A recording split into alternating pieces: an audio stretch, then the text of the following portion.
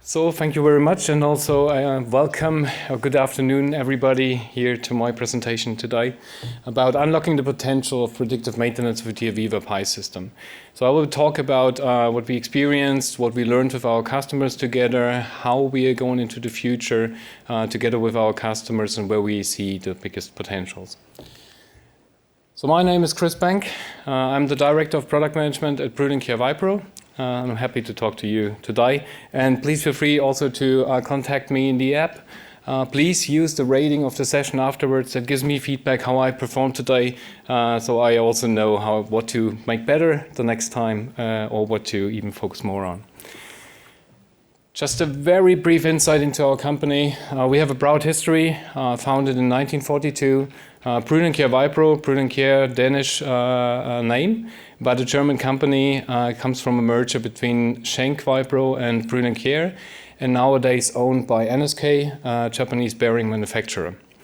We achieved quite some things in the past with more than 35,000 wind turbines equipped in the field with our equipment, over 800 hydro turbines, and with more than 10,000 hydrocarbon processing machines which are instrumented with the systems from us. But it's not only about hardware, not only about those systems.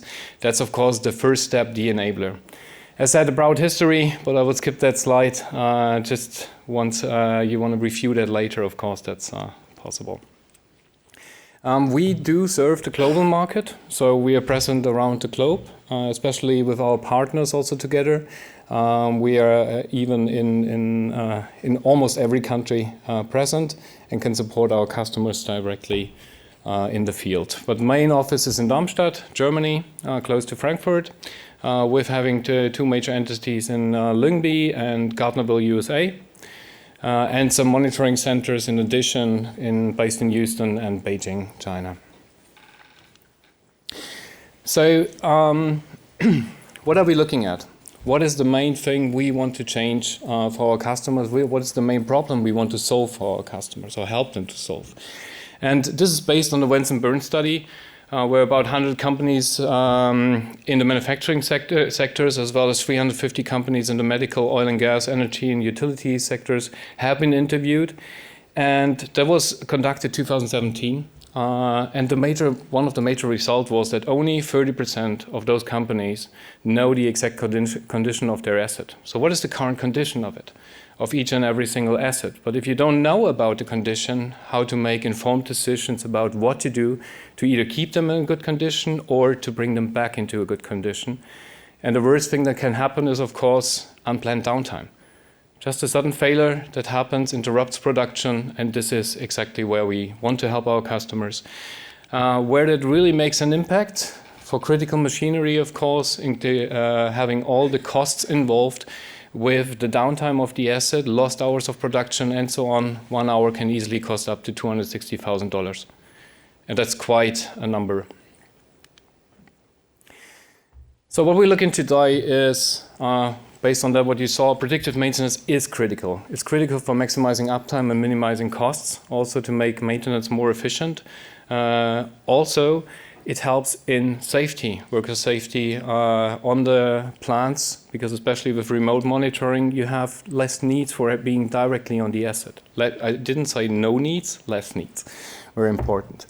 And also, of course, when you look into making into sustainability, it also helps because it reduces the energy consumption of the assets if you operate them in an optimal condition. And also, of course, less site visits needed means also reduction in the travel and so on. Anyhow, many companies still fail due to outdated methods and inefficiencies in this entire process. But I will tell you a bit more about that and how we came to that conclusion. So one of the first use cases we looked into, by having all those, you saw before, many thousand assets equipped with our equipment, and some of them we monitor for our customers, we looked into where is one of the biggest inefficiencies. And 90% of the time of today's vibration analysts spend is mainly about alarm management. And 90% of those alarms are false positives. So it's really a major inefficient process where we said, okay, this is the first case we want to take to automate, to make that better, to improve this. So fixed threshold systems do not adapt to the variable operating conditions. Then the other aspect is it very much depends on the team expertise. And what we see nowadays is that more and more of those experts are retiring. There are less experts in the field, less experience available on site, on the plant. And this is also one of the things where these programs massively depend on if everybody tries to do this by himself. And this is where we want to help with the expertise, help with the solutions and the domain expertise we built over time, and also with the entire possibilities that come that are brought to the table by being part of the AVEVA story. Because there is it's about collaboration, and together we can achieve more for our customers. The other thing is cognitive overload. That results a bit from those alarm thresholds, but it's too much data that leads to missed insights and can't see the forest for the trees. That's something I will have an example for in a bit. So, but talking about threshold-based alarm management, how does that look like in the field? It's exactly what you see here on the screen. You have some data coming in, trend values, for example, and you have those alarm thresholds. You see there's one on the bottom, one on the upper side, and the data is somewhere in between. So that first time the alarm gets raised is somewhere here. The problem with that is each of these trends you take for your assets will require those kind of alarm thresholds. And if you just look at those assets, there are multiple sensors, and there are even multiple trends per sensor coming into the entire thing to really make an informed decision about what is the current status of the machine. That leads to millions of alarm thresholds which all need to be managed and adopted over time because data is drifting over time, especially also vibration data due to changing conditions but also aging equipment. And that leads to a huge number of false alarms. Because people, human beings, cannot be fast enough to adopt all of this and precise enough to do this in the best way. And that also means that only 2, in some cases 4 level changes can be detected. So it's not dynamical, it's over time static thresholds which can manually be adapted. And I personally had many times, and I'm since 18 years in this business, also been in a role of an application engineer traveling around the globe, doing decommission installations for the customers and trainings and helping them to get more value out of this kind of solutions. And what happened many times is, when I came to the site, or not many times, but sometimes, the customer told me, hey, your system is great, and we really found some of the issues before they got urgent, but just recently, once again, we had an issue and your system didn't tell us. Well, what I did do then is I said, okay, give me some time, I will look in the data and let's find the cause for that. What in reality happened is that the data clearly indicated that there is something going on the asset. So somebody would have been required to look into it. But they couldn't see the forest for the trees because there were so many alarms that they couldn't identify that one that was really critical. And this is where we learned together with our customers that over time those systems also need maintenance, and this is where most of the programs fail because that maintenance cannot be upheld by the few resources which are dedicated to this. And this is where we said, okay, we want to make a difference. Down there in this graph, you also see this is kind of the alarm thresholds. Here, an expert adjusted the alarm threshold, and this is where all those kind of false alarms are before. And then you maybe can relate to why they overlook some of the really critical alarms. Vibration data is giving you an insight to the entire condition of the asset, including any changes in the environment or in the production process. And that might lead to some hiccups and some data points which are going off above the alarm threshold. And this is where we, as Brüel Kjaer Vibro, also set our mission and said, major part is we want to give every machine a voice that we translate into actionable insights to boost productivity. And that's what's guiding us. So one aspect is to give every machine a voice. This is where we have our monitoring and sensing portfolio, where all the hardware which is required to get that data, but we are focused on vibration. Vibration data is one aspect of the entire thing, gives you early insights into physical changes of the asset, but there are many more parameters, of course, existing, production parameters, process parameters, which can lead to better insights. And this is where, of course, the integration into Pi also for us made a lot of sense, because then we have tear down those silos between maintenance and operations, bring this data together. So we didn't tear down the silos, but we did the first step in that direction. And then translating this into actionable insights. That's the important thing, because data itself tells us something, but only for people who are really experienced and know what to interpret out of this with all the context information, can transform this into actionable insights. And this is where a lot of domain expertise is needed, but also knowledge about the production processes, where the entire thing comes together. So this is how it looks like in our portfolio. There's all kind of things available, of course, with wireless, with a protection system, but also with the pure condition monitoring system. I'm showing this just to give an insight into, okay, how to connect assets, how to give assets a voice or machines a voice. And this is how we started to do this. And all the important aspect is it's all integrated directly into the AVEVA Pi system natively, including all the raw data. Because for me, digitalization starts with a quick win. And if you look into many of the digitalization programs also in the industry are still not directly tied to a clear business case. It's not yet clear what kind of outcome will be achieved with doing the first steps into digitalization. And predictive maintenance has a proven business case. But the good thing is if all the data is in your ownership, is available for your teams, you can build further value based on that, but already based on a proven business case.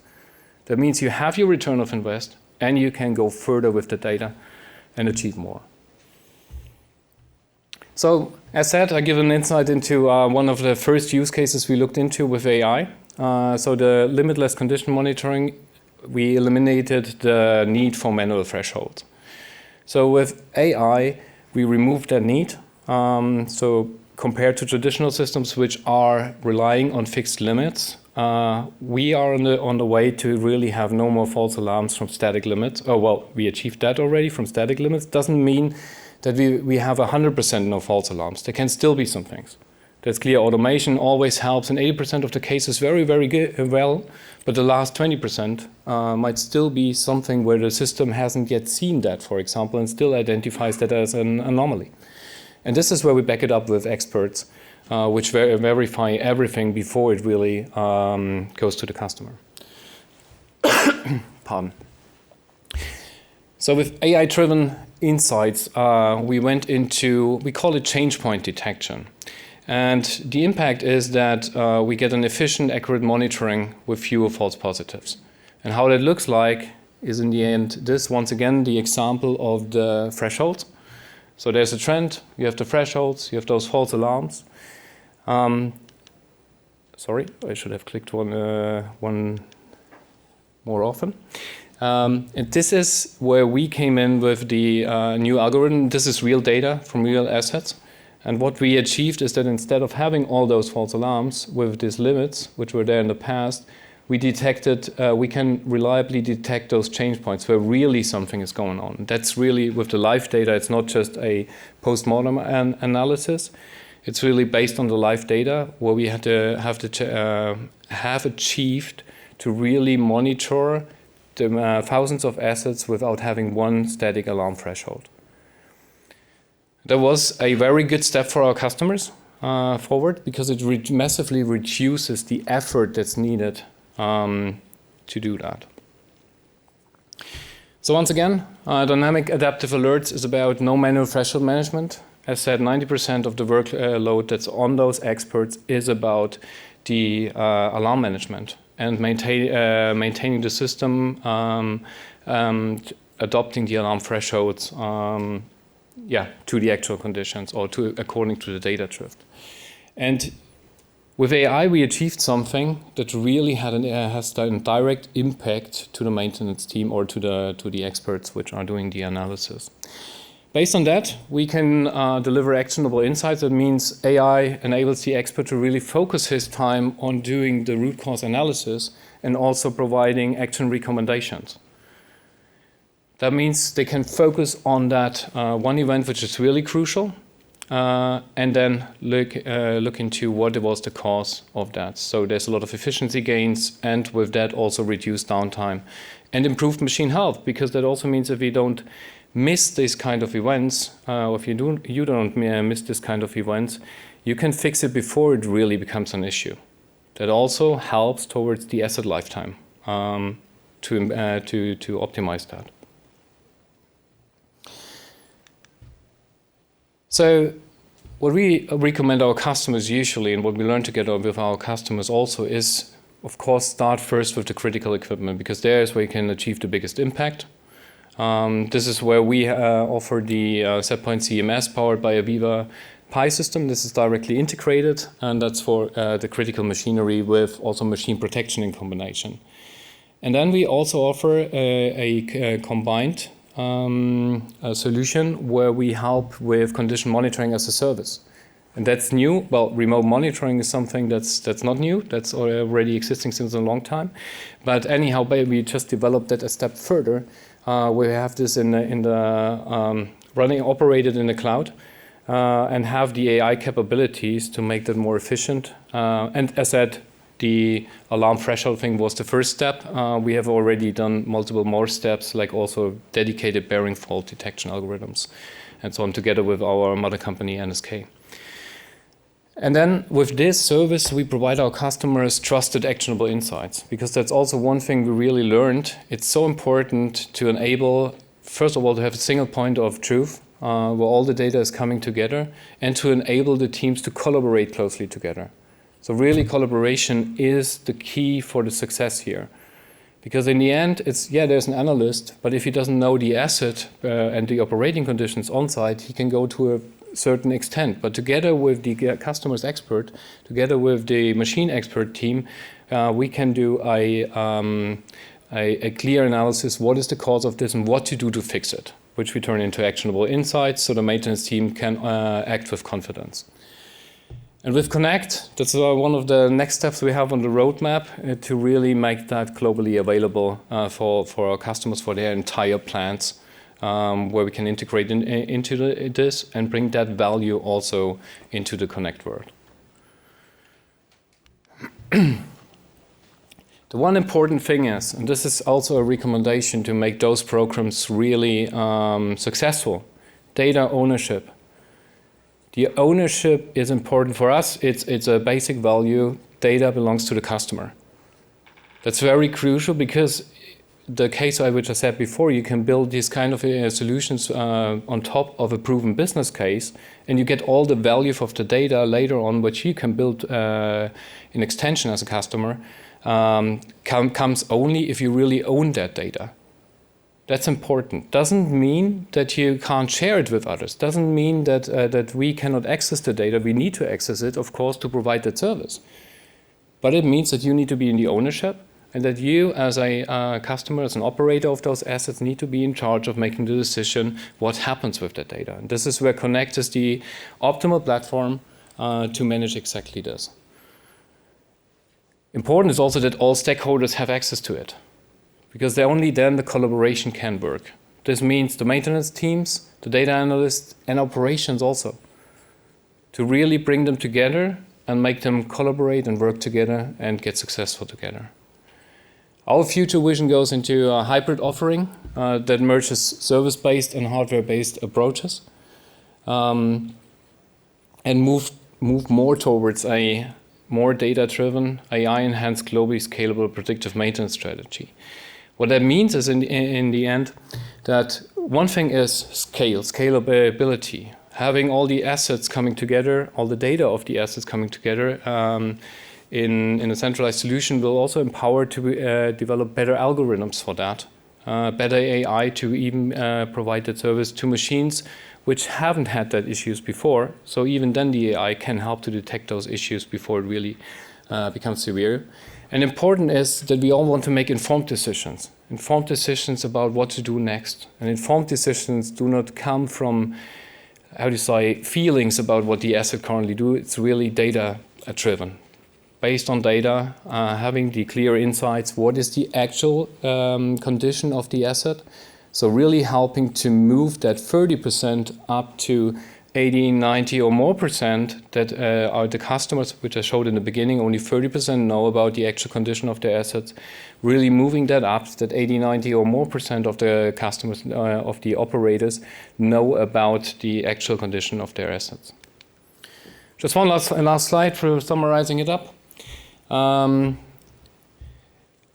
By avoiding the common pitfalls, to avoid the common pitfalls starts with flexible data-driven systems. So data really is number one thing. We need enough data and good quality labeled data.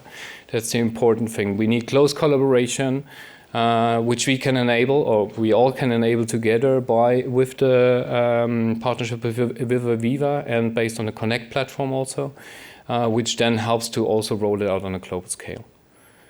And for me, the final thought about this is data is the key to revolutionize maintenance strategies. It's really based on the data, so that also means you need to own it as an operator. Ownership must be with you, so you can use it to create further value and evolve based on that. That's so far from my side. Thank you all for listening so far, and I open it for Q&A.